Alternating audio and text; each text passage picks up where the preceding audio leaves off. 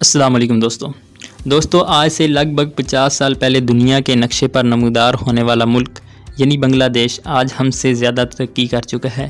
یہ ایک ایسا ملک ہے جس کی بنیاد جنگ کے ساتھ رکھی گئی۔ اس جنگ میں بہت سے لوگ مارے گئے تھے اور ساتھ ہی بہت سے لوگ ہجرت کرنے پر بھی مجبور ہو گئے تھے۔ جب بنگلہ دیش دنیا کے نقشے پر نمودار ہوا تو امریکہ نے کہا تھا کہ بنگلہ دیش ایک سکسیسفل نیشن کبھی نہیں بن پائے گا، مگر آج بنگلہ دیشی لوگوں نے اس کو بالکل غلط ثابت کر دیا ہے۔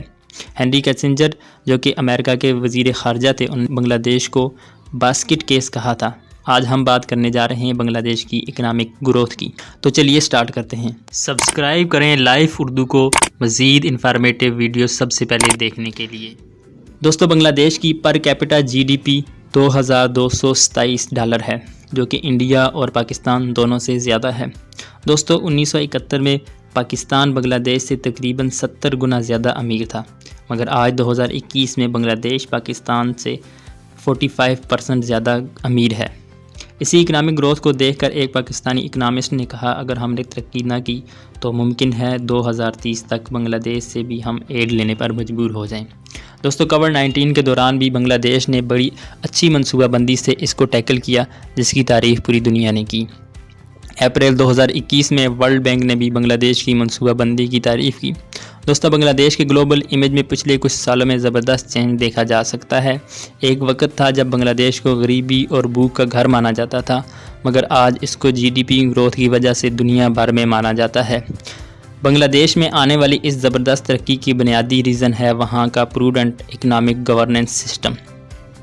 میکرو اکنامک سٹیبلٹی کو اپنی بنیاد بناتے ہوئے بنگلہ دیش کی اکانومی پچھلے 50 سالوں میں 271 ٹائم بڑھی ہے۔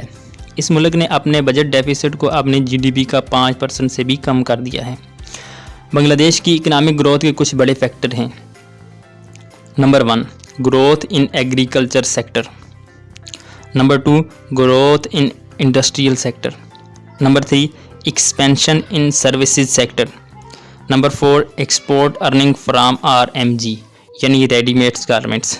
Number 5 remittances send by migrant workers. دوستو 1971 میں بنگلہ دیش کی اکانومی میں ایگریکلچر کا حصہ 50% ہوا کرتا تھا، وہیں انڈسٹریل سیکٹر کا صرف 13% اور سروسز سیکٹر کا 37% ہوا کرتا تھا۔ آج 2021 میں یہ تبدیل ہو کر ایگریکلچر سیکٹر 13.3%، انڈسٹریل سیکٹر 51.3%، جبکہ services sector 37% G D P میں کنٹریبیوٹ کر رہے ہیں۔ پچھلے 35 سالوں میں بنگلہ دیش نے فش کی ایکسپورٹ میں بھی زبردست اضافہ کیا۔ بنگلہ دیش کی ترقی میں سب سے بڑا ہاتھ ریڈی میڈ گارمنٹس کا ہے۔ یہ سیکٹر 4.5 ملین لوگوں کو روزگار فراہم کر رہا ہے۔ اس کے علاوہ pharmaceutical industries, leather good industries, ship building, food processing industry نے بھی جی ڈی پی گروتھ میں بہت اہم کردار ادا کیا ہے۔ اس کے علاوہ بنگلہ دیش میں پچھلے کچھ سالوں میں شپ بلڈنگ میں زبردست بوسٹ دیکھا گیا۔ شپ کنسٹرکشن میں بنگلہ دیش کا چٹاگانگ ایشیا میں ایک پرائم لوکیشن میں سے ایک ہے۔ بنگلہ دیش کی اکانومی کا 12% صرف اسی ریجن سے آتا ہے۔ یہ شپ انڈسٹری ہر سال تقریباً $400 ملین کا بزنس کرتی ہے، جو کہ بنگلہ دیش کی اکانومی میں بہت اہم کردار ادا کرتی ہے۔ آنے والے سالوں میں بنگلہ دیش اس کو بڑھا کر $4 بلین تک لے جانا چاہتی ہے۔ دوستو 1972-73 میں بنگلہ دیش کی ایکسپورٹس صرف $380 ملین تھی۔ آج یہ بڑھ کر 2021 میں $43.5 بلین ہو چکی ہیں۔ بنگلہ دیش کی کل ایکسپورٹ میں آر ایم جی یعنی ریڈی میڈ گارمنٹس کا 82% حصہ ہے۔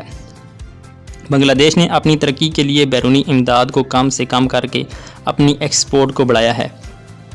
بنگلہ دیش کے تقریباً 13 ملین لوگ دوسرے ملکوں میں کام کر رہے ہیں، جو کہ ملک کی ترقی میں اہم کردار ادا کر رہے ہیں۔ ان کی وجہ سے بنگلہ دیش میں ریمیٹنسز کا بھی ہیوج فلو دیکھا جا سکتا ہے۔ 1980 میں بنگلہ دیش کے ریمیٹنسز صرف $339 ملین تھے، جو 2021 میں بڑھ کر $21.7 بلین تک جا پہنچے ہیں۔ اسی گروتھ کے ساتھ بنگلہ دیش نے پاورٹی کو بھی کم کیا ہے۔ 1971 میں بنگلہ دیش میں پاورٹی ریٹ 80% ہوا کرتا تھا، آج اسے کم کر کے بنگلہ دیش کی گورنمنٹ نے 22% کر دیا ہے۔ 1971 میں بنگلہ دیش کی اوسطاً عمر 46 ایئر ہوا کرتی تھی، جسے آج بڑھا کر 73 ایئر کر دیا گیا ہے۔ تو دوستو آج ہم نے بات کی بنگلہ دیش کی اکنامک گروتھ کی۔ آئی ہوپ آپ کو یہ ویڈیو پسند آئی ہوگی۔ مزید انفارمیٹیو ویڈیوز دیکھنے کے لیے ہمارے چینل سبسکرائب کریں۔ شکریہ۔